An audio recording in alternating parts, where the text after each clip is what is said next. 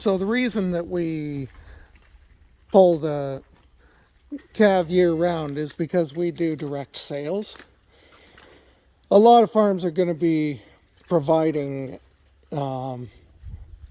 calves to large feedlots, and so what they want to do is they want to have a uniform group of calves going to the auction yard, and once they do that, then they'll be able to command a better price, because that makes it a lot easier on a large auction yard in order to get those cattle ready for market at a consistent time.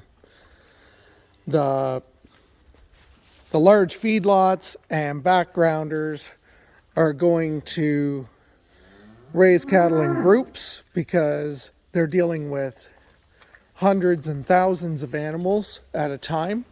So if they can work different groups at the same time, it just makes life a lot easier.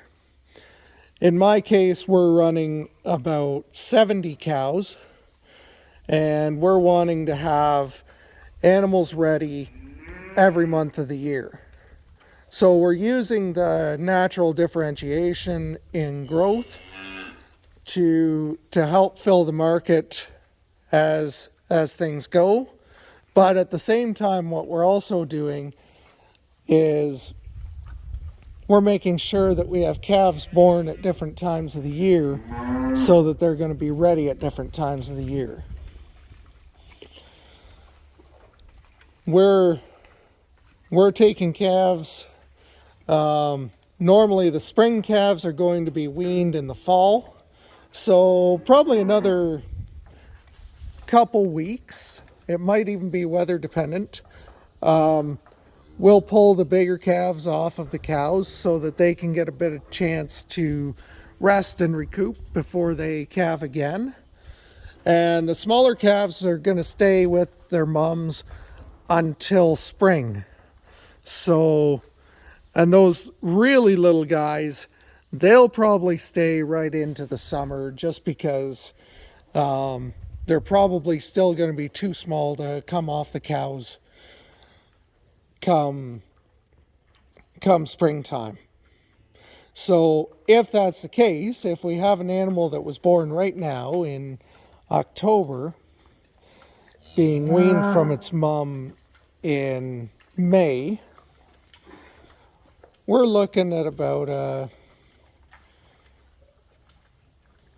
7-month-old calf, which isn't too bad. But at the same time, if we can get a little extra free growth, we might as well take it.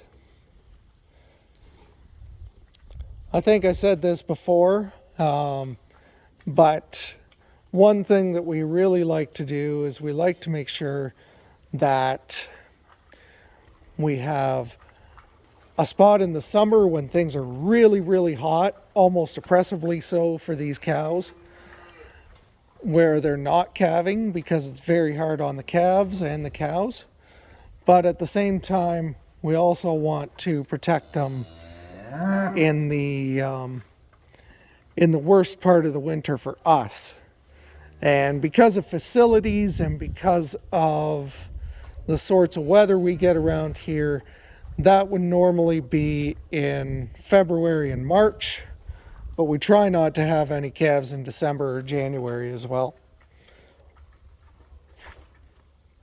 People who grow breeding stock like to calve in January because they will be taking their animals to shows, and the earlier in the class your calf was born, the bigger it's going to look compared to other animals, and it's going to do better in shows. So everybody tries to grow those calves or have those calves earlier in the year.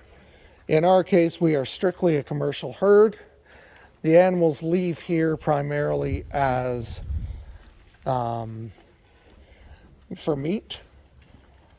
There might be the odd bull that leaves here to do some work on other farms, but the people buying from us know what they're getting, and we know who we're dealing with. We don't have to take those animals to a show in order to get the top sale.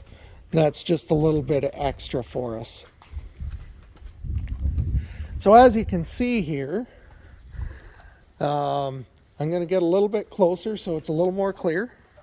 You can see this heifer has a white tag. And if we go back to the back of the barn, you'll see that we also have orange tags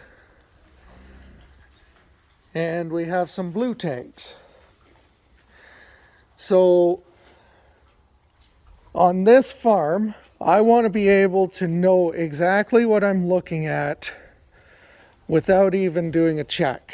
So with 70 calves, and the numbers essentially being the same every year because we start at 1 in January and we end wherever we end in December, it can be hard to keep track of who's what number. So what we do instead is a heifer is a white tag, and an orange tag means that it's a bull calf. And then if we have a blue tag, and there's a couple out there, they're generally heifers that are born to mums that we know we want to keep. So whether it's temperament, whether it's breeding, production, all those things kind of play a role.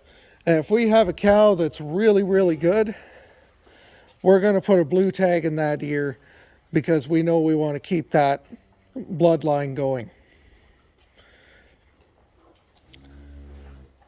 So that's kind of the long and the short on a cow-calf herd here in Ontario. Some of the larger cow-calf herds are in northern Ontario, and that's because land is incredibly cheap and the climate actually works very well for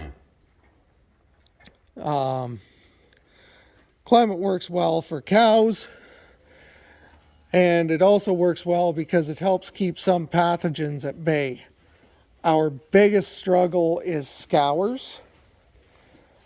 Scours is kind of it's a virus, it's diarrhea essentially, and it can be E. coli, it can be coronavirus.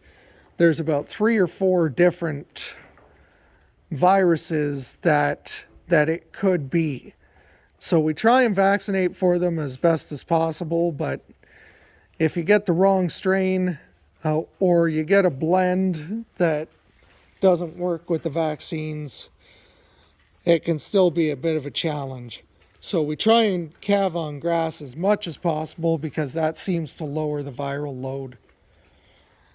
And that's just the way it is. So we use rotational grazing here. The biggest thing is they're going to do a rotation through the farm probably 2 or 3 times over the course of the year. As I said earlier, we were cut short just because we had so much rain that we actually had to shut down because half of the ground was underwater, and that meant that the electric fences were also underwater. And if the electric fences are underwater, they don't work very well. So we had to do some things differently in order to address that.